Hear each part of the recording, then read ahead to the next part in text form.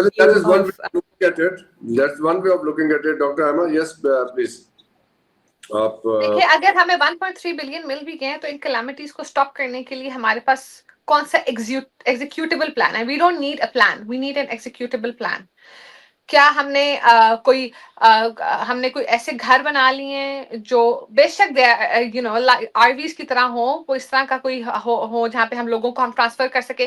कोई हमने इस तरह के रिजर्वायर्स बना लिए कि अगर एक्सेस फ्लडिंग हो, हमने कोई मैस स्केल प्लांटेशन कर लिए?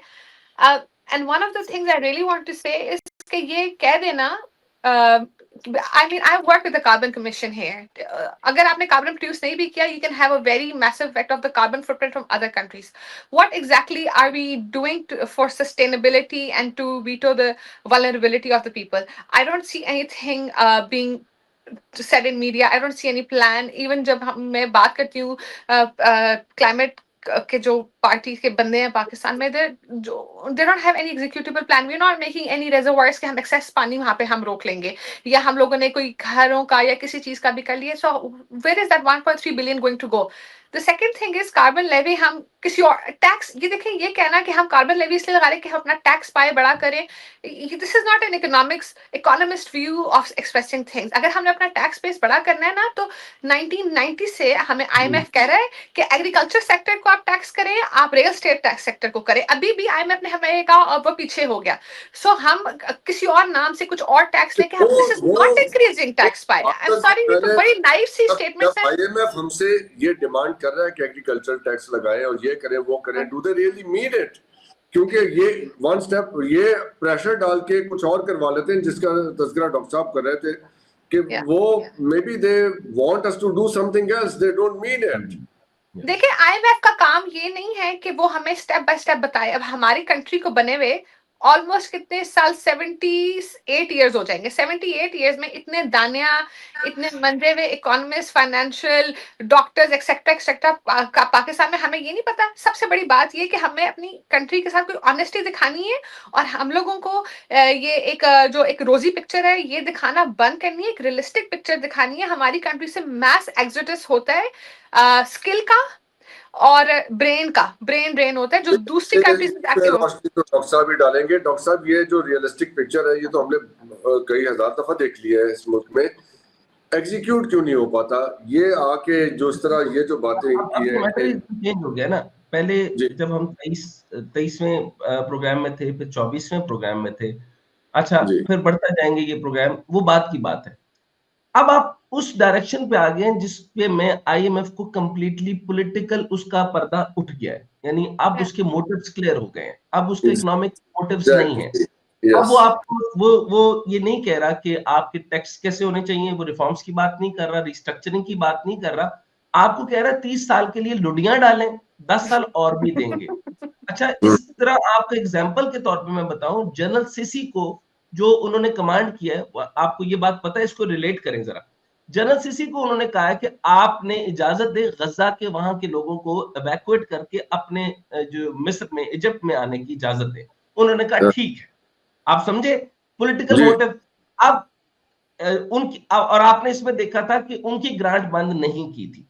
अच्छा, इससे पहले मैंने आपको कहा था पाकिस्तान मिलिट्री के जो आपके एयरक्राफ्ट हैं उनकी मेंटेनेंस के लिए पैसा मिला, एम आई राइट? अच्छा, IMF ने पिछली दफा जो सख्तियां की थी वो सिर्फ इसलिए कि आप लोग अच्छे बच्चे बन जाएं, आपने सी पैक बर्बाद करना है, आपने इकोनॉमिक जोन नहीं चलने देने, आपने सी पैक के सेकंड फेज में नहीं आने देना। PTV को पहले कहा जाता था सी पैक के लाला लाला कर दो, इतनी अच्छी अच्छी बातें करो कि सी पैक हमारा गेम चेंजर है। अभी सुना है कभी गेम चेंजर का नाम?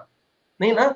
अच्छा, अब जो 40 साल के लिए जो अब आपको करके दिया, अच्छा कार्बन ये जो कार्बन के ऊपर मैंने इंटरेस्टिंग बात बताऊं, उनको जो चाहते थे वो कर दिया। नीलम झेलम पावर प्लांट बंद हो गया।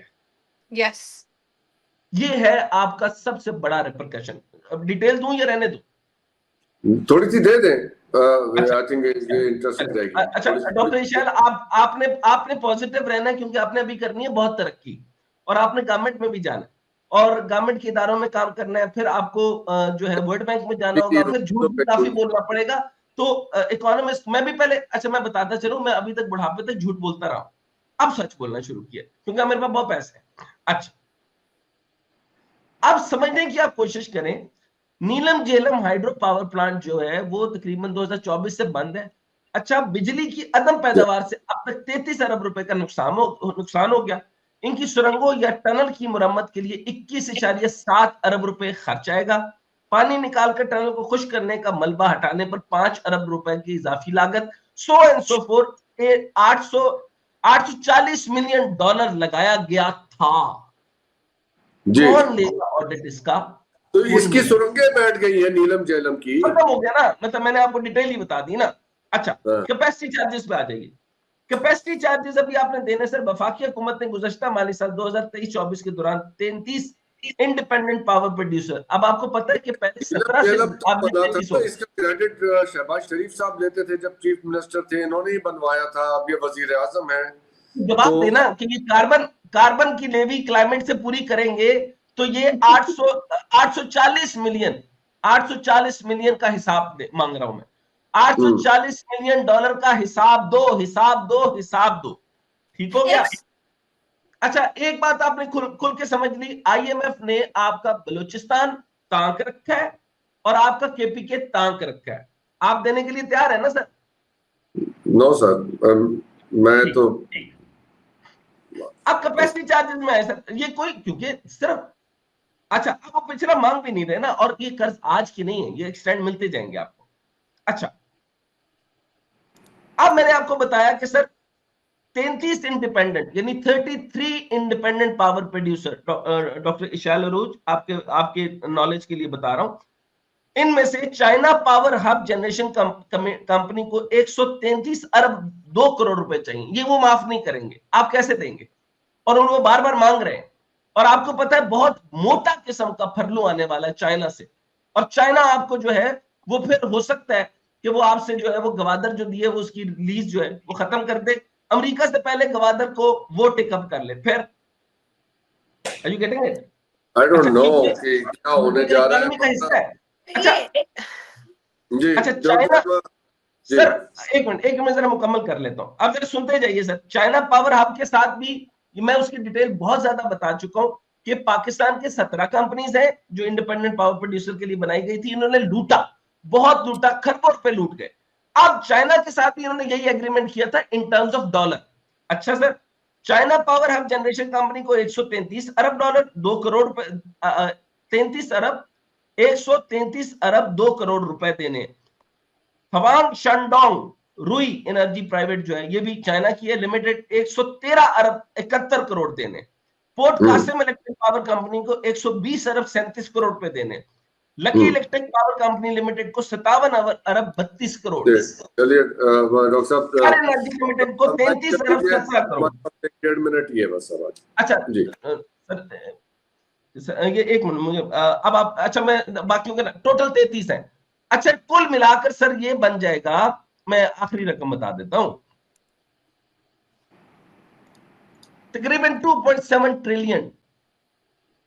2.7 ट्रिलियन, अब इसमें ऐड हो गया तकरीबन 3.1 ट्रिलियन अरब रुपए को जब कन्वर्ट करें 3.1 ट्रिलियन अरब रुपए, ये आपका वो हो गया। अच्छा मैडम गर्दिश दोनों हमारे पास हमारे रिसर्च डिपार्टमेंट से आई है, we would still want to confirm it कि इमरान खान साहब को नोबेल पीस प्राइज के लिए नॉमिनेट किया गया। इंशाल्लाह मिलेगा उसको। अच्छा इंशाल्लाह। Alright, so here we are। इजाजत लें सर, बस आप if you like to just quickly एक चीज ऐड करना चाहती हूँ, just one thing, very pressing issue, जो हमारे रिजर्व्स कह रहे हैं ना हमारे ज्यादा हो गए। In the last 6 months, State Bank of Pakistan has bought $550 million from the open market. फिर भी हमारे रिजर्व्स गिर ही रहे हैं, month on month, year on year, month on month गिर रहे हैं। हमारा एक्सपोर्ट कवर 3 महीने से 2 महीने पे आ गया। तो अब हमारी कंट्री की क्या सोवरेनिटी है? हमारे पास कोई on top of what Dr. Hasnain is saying? This remains a lingering question.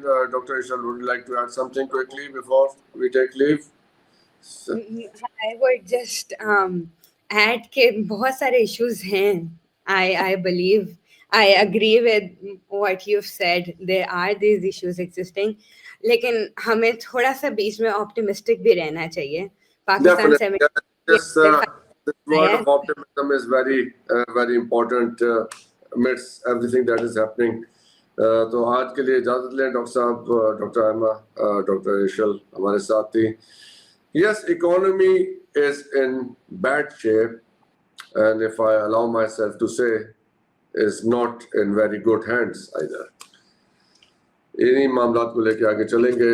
It was important to discuss कि हमारी माशी सूरत हाल क्या है, along with geopolitics, geopolitical situation, जिसको हम पिछले 10 दिन से हम उसको डिस्कस करते रहे हैं.